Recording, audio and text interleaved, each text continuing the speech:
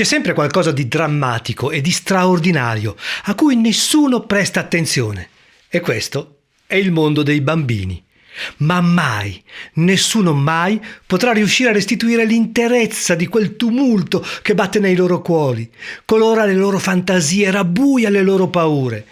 Chi ci riesce fotografando i figli, chi seguendo due cugine, chi inorridendo delle offese fatte ai piccoli. Bisogna prendere più punti di vista e ci si rende conto alla fine che i bambini sono la vera forza rivoluzionaria. Prima o poi ci arriveranno ad averne coscienza. Di questo parliamo in questo video e andiamo a trovare questi piccoli e fotografati da questi grandi sempre in ricerca. O forse di questi piccoli fotografi in cerca di adulti non ancora cresciuti. Bambino numero 1. Alessandra Sanguinetti. Un senso di malinconia invade la novenne Alessandra in Argentina, mentre sfoglia le pagine del libro Wisconsin Death Trip della nonna. Per la prima volta nella sua vita si trova faccia a faccia con la propria condizione.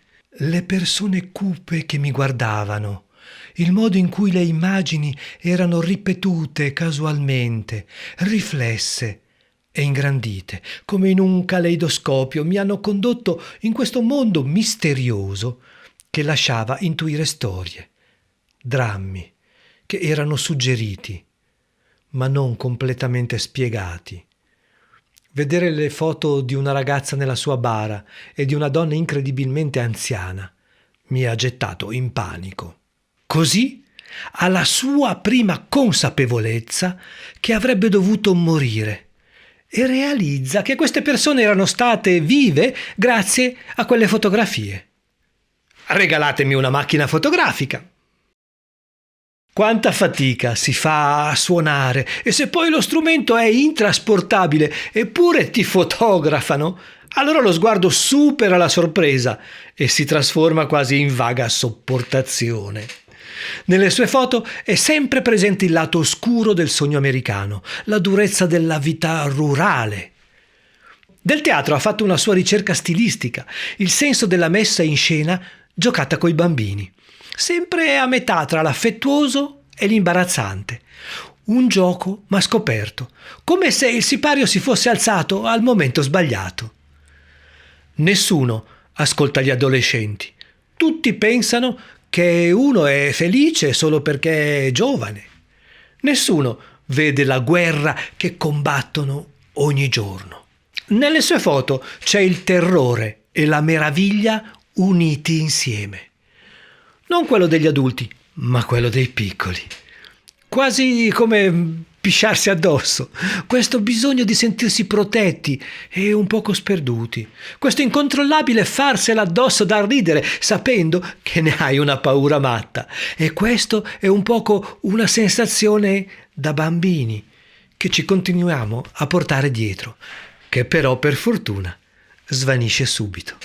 La ragazza dagli occhi di cerbiatto, vestita con il suo prezioso abito bianco, il viso incorniciato dai riccioli, un poco rigida per non sprecare niente di quella perfezione, non spostare niente, tanto poi alla fine giocherà e si sporcherà lo stesso. Qui c'è tutto l'impedire che tutto quello attorno a me scompaia. Una sensibilità per gli stati intermedi dell'adolescenza, l'energia e la metamorfosi della gioventù ribollono sotto la superficie. Debolezza, fragilità, stanchezza profonda pronta a scomparire in un attimo. L'enigmatico significato dei loro sogni. Rigide, ma angelicamente perse, le ragazze del coro. Più il maschietto belloccio che attende che una presto presto gli stramazzi ai piedi sotto l'occhio torvamente benevolo di un ex papa alle spalle. Potrebbero essere in qualsiasi tempo, ma le goffe scarpacce contrastano con la bianca soavità dei canti e ci dicono dove siamo. Tonache e voci immacolate, ma tutta l'energia instancabile e faticosa è nelle scarpe. Bisognerebbe guardarle una a una. 7 mondi diversi, 7 universi paralleli, 7 modi di essere in contemporanea. E giuro che si vede tanto dalla vita futura di ognuno di loro. I giochi misteriosi delle bambine, leggi uniche del loro mondo, linguaggi extraterrestri, forme di comunicazione cifrate, cerchi chiusi, mondi pubblici ma profondamente privati, esclusivi. Quando si era presi al 1000% di una vacuità densa e troppo reale, così si sapeva che una parte del mondo era solo nostra. Bambino numero 2, Piotr Zbierski. L'ignoto è alle porte, silenzioso e subdolo, come un nemico. Accadono cose, piccole cose, a volte niente. Si corre verso il prossimo istante, instancabili. Sono stato bambino e non l'ho dimenticato. Sono stato così bene che tuttora sono un bambino. Tutto è un gioco, una scoperta. Ancora mi taglio se faccio dei lavori con la terra, con il legno, mi sporco oltremodo, mi strappo i pantaloni, ancora combatto con draghi e mi innamoro delle fate. Parto per viaggi che non vanno da nessuna parte e mi addormento in un respiro. A volte ci sono estati che ti restano nel cuore, che ti strappano la vita, illusioni, amori indistinti, passioni, cortili e passeggiate. Attese. Ci dice che il mondo della fantasia riesce a scendere nel reale. Gemelle, forse anche bruttine, secche, si lasciano fotografare, calme, per un istante. E il fotografo restituisce il veloce abbozzo, sembra quasi un disegno di bambino impreciso, ma che dice tanto. I rapporti, chi c'è e chi non c'è. Sono echi, tracce radar di un mondo su cui chiudere gli occhi, che i bambini non vedano schegge di sentimenti, volti, gesti, si cade nel particolare. È un vortice incontrollato, sfuggente. E poi ho capito che il mondo dei miei sogni è altrettanto pieno di ricordi come la mia vita reale. Quindi è un essere reale, forse anche più ricco, profondo, preciso in molti dettagli e pieno di episodi rispetto a quello della veglia. Era difficile localizzare correttamente i ricordi in uno o nell'altro mondo. Erano straordinari, complicati e sono diventati la mia seconda vita, 2 volte più grande e 2 volte più lunga della mia vita reale. Bambina numero 3, Kate Wneck, o come sollevare i brividi. Qui siamo tra le madri che fotografano i figli. Dicono sia più facile, i figli non fanno storie, si abituano alla mamma che è sempre con la fotocamera in mano, tutto è più facile. Ma resta difficile rendere le fotografie non private, senza senso. Kate Wneck è agitatissima invece. Teme perennemente per l'incolumità dei figli e le sue gravidanze difficili. Così sia di carattere, lei supera questa instabilità con la fotografia. Immagini luminose, colorate come caramelle, gustose e rilucenti. Il senso di calma è quello che deve apparire, quello che vivono i bambini. Quanto è divertente, tanta acqua, ma mette un velo, separa e scatta un campanello. Mamma mia, stai attenta, non devi respirare sott'acqua. Ci separa sempre una massa di acqua, acqua che dà la vita e acqua che toglie la vita, minaccia. È l'ambivalenza materna non capita sulle incertezze della vita. Brava e cattiva al medesimo tempo, ci fa altalenare nell'ammirazione, c'è sempre una piccola ansia di pericolo. Qualcosa che ci può sempre tirare di sotto nelle profondità fangose, che poi si dirada, svanisce e il colore ritorna, prende di nuovo il sopravvento. Ciò che resta di una giornata innocente.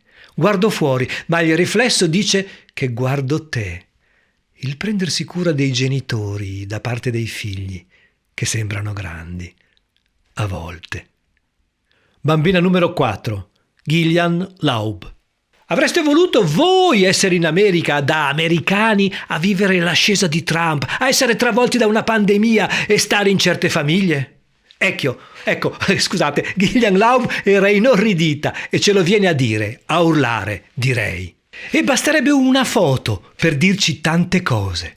Non è solo il kitsch, ma la nostra attivista visuale, come si definisce lei, scopre che i folcloristici riti di passaggio, dei ritorni a casa o dei balli di fine anno, erano ancora segregati per motivi razziali. Incontra una crescente e alla fine anche violenta resistenza da parte dei membri della comunità e delle forze dell'ordine locali. Ed ecco qui una città tenuta in ostaggio dalle tensioni razziali e dalle diseguaglianze che segnano gran parte della storia della nazione. Adolescenza, razza, eredità della schiavitù e segregazione. Un'America tutta plastica e apparenza, un'America che ci aspettiamo, in cui il disordine, l'imprevisto, l'anarchia dei bimbi farà saltare i giochi perversi, smuovendo le limitazioni imposte e violente, appiccicate, ma fatta di sorrisi sinceri, sdentati, irrefrenabili, che guardano, osservano un domani spensierato, leve per scardinare le differenze. Bambina numero 5, Stéphanie Gengotti. Altro tipo di spettacolarizzazione dopo quella subita e tronfia. Stéphanie Gengotti sa essere altro e regala felicità, nomadismo e gioco. Questi sono i sogni dei bambini, una vita di spettacolo vagabonda, senza scuola. Ci racconta il circo. Ma non dal punto di vista della perfezione, della precisione, dello spingersi oltre ai limiti di un corpo, e non ci parla nemmeno dei lustrini. Cerca il calore familiare, dei corpi che si incastrano non per delle acrobazie, ma per condividere i sentimenti. Cerca dove c'è la vicinanza fisica, in un mondo fatto di allontanamenti continui, di radici inesistenti, carrozzoni, dove tutto sembra perfetto e accogliente. È il paese dei balocchi. Una vita che può essere intensa, fatta di connessioni empatiche, di una vita che anche spaventa. Il circo, simbolo da sempre di un mondo senza frontiere, globalizzato, multietnico, una ruota che gira e cigola in modo perenne, senza sosta e senza riposo. Loro ne sanno qualcosa e conoscono molto bene i cigolii di questo mondo che obbliga a non avere un approdo definitivo. Vizi e virtù, bella e bestia. Il circo con le sue allegrie e le sue disperazioni, metafora della vita, il circolo simbolo di libertà e schiavitù. Non amo più molto il circo, soprattutto da quando il business del sensazionalismo si è impadronito della sua anima. Grandissimi e abili singolarità, in nome però di un impresario sfruttatore che vende la produzione seriale come spinta di libertà e di follia. Il lato brutto del carrozzone, dove il bambino ne è estromesso. Intendo lo spirito del bambino. La libertà di non obbedire a padroni, né a confini.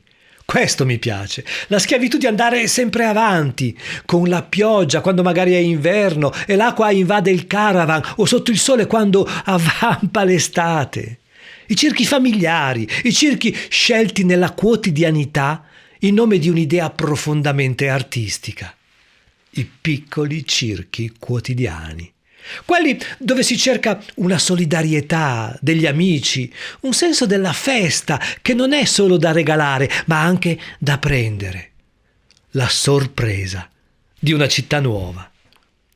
Questi bambini sono acrobazie della vita, credono in uno sguardo tra sogni, occhi intensi a cercare ogni giorno in un posto nuovo, nuovi amici, sorprese. Bambina numero 6, Margaret Mitchell, un Eden qualsiasi. Abbiamo delle scelte nella vita o alcune sono predefinite e fatte per noi? Il luogo fisico, l'urbano, diventa mentale, non puoi sfuggire da uno e l'altro ti blocca dove sei, diventa labirinto. Un luogo dove siamo messi alle volte da altri, a volte dalle circostanze. Ci viene detto cosa possiamo e cosa non possiamo fare, cosa possiamo e non possiamo raggiungere. Le vite, qui nelle case popolari della Scozia centrale, rimangono fisse e immobili. Solo un punteggio ti può far salire una piccola e sgangherata scala. La scelta non è uguale per tutti. Giardini, ma senza speranze, anche tenerli a cura è fatica, non ne vale la pena, meglio una gettata di cemento. Piegano i corpi, le menti, influiscono sulle espressioni. Questo si respira tra queste strade, circondate da muri grigi, in questi giardini di catrame.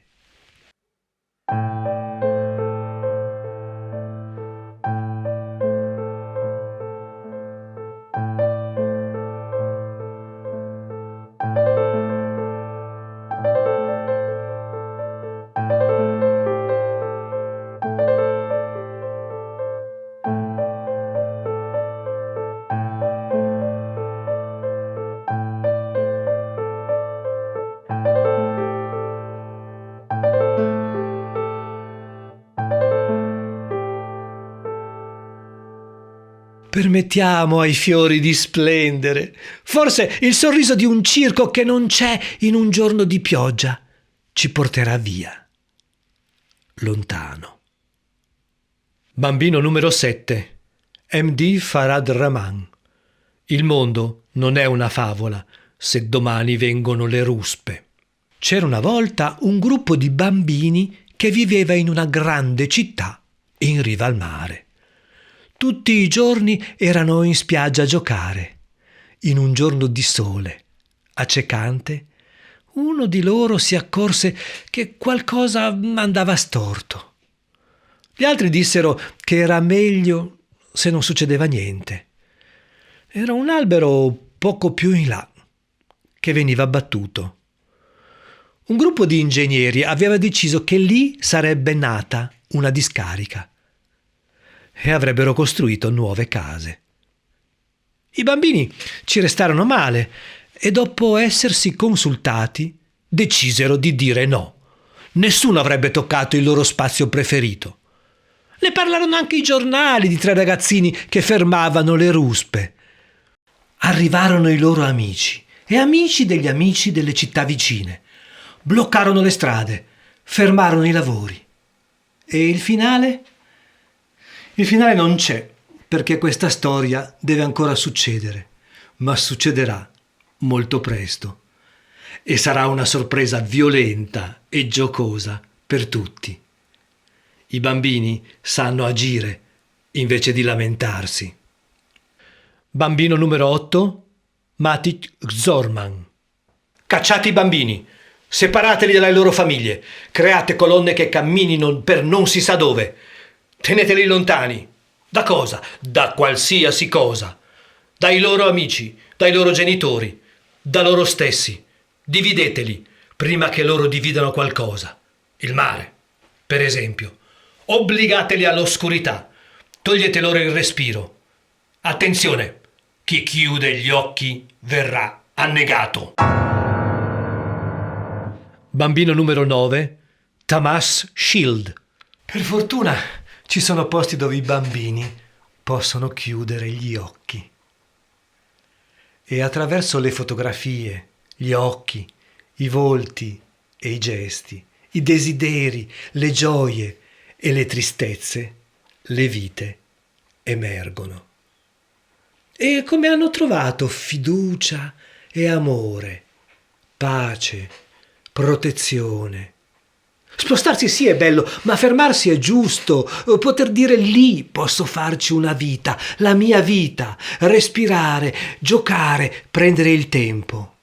E anche i loro sguardi sono più di uno sguardo, sono tutto dentro al tutto. Ci dicono, ci parlano, ci plasmano.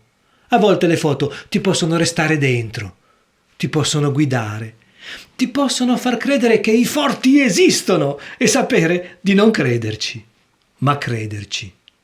Sì, Tamas Shield, perché le sue immagini guariscono. L'ultimo bambino, Alain Laboile. 6 figli significa conoscere i bambini, no? Capirli, avere la possibilità di creare il mondo più bello per loro. Permettere che siano ovunque, dare spazio e libertà, anche se sono chiusi. Qui tutta la vita è costruita intorno a loro. Loro sono la legge. E tutti collaborano a questa infantocrazia. Qui c'è qualcuno che ascolta le loro voci. Aria, si respira, si gioca, vitalità ed energia. Qui tracima tutto, invade e contagia. Ogni corsa è a perdifiato, ogni cosa è possibile, fattibile, esplorabile. Bambini come eroi di se stessi, nudità e un casino infinito, tumultuosa esistenza di più bambini insieme. Pare abbiano iniziato a scavare un tunnel sotto la loro terra e siano in comunicazione con altri costruttori di tunnel. E tutti sanno di terra buona, grassa e ricca. Si riconoscono dall'odore. Tra loro si riconoscono e stanno preparando qualcosa. Sono più di una setta. Hanno finalmente capito. Sono tante tribù in perenne ribollire e vivono insolentemente ai margini del mondo. Lo accerchiano. E ci vedono benissimo, si parlano senza parole. Invece di mangiare, cantano.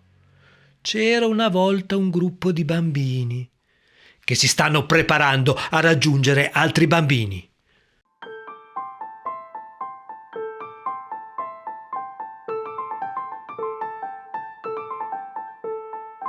L'infanzia durava quanto quella dei cuccioli di lupo. Bisognava sbrigarsi, fare in tempo a vivere prima che tramontasse il sole, prima che cadesse la neve. Le genitrici tredicenni, i cercatori quattrenni tra i nidi dei giunchi, i capi caccia quattordicenni. Un attimo prima non c'erano. Già, non ci sono più.